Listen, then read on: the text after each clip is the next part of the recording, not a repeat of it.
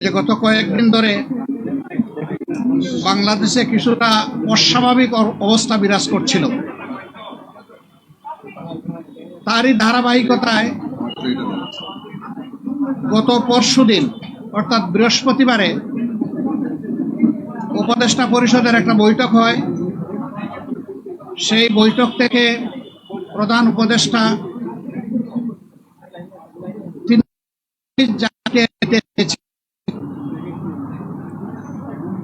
তিনি সেটা দেননি, কিন্তু এই কথাটা খুব দ্রুত সমাজের সব দিকে ছড়িয়ে পড়ে,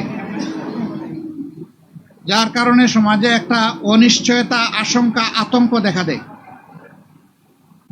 আমরা সেই দিনই বিষয়গুলোকে হিসাবে নিয়েছি, নোটিশে নিয়েছি। ঠিক একই সময়ে একজন রাজনৈতিক নেতা তার জনপ্রতিনিধিত্বের একটা দাবি নিয়ে তিনি একটা অবস্থান নিয়েছিলেন।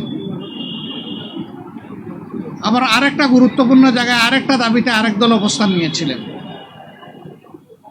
এই সব কিছু প্রধান উপদেষ্টার জন্য কিছুটা কষ্টের, কিছুটা বিরক্তির ছিল, যার কারণে তিনি তার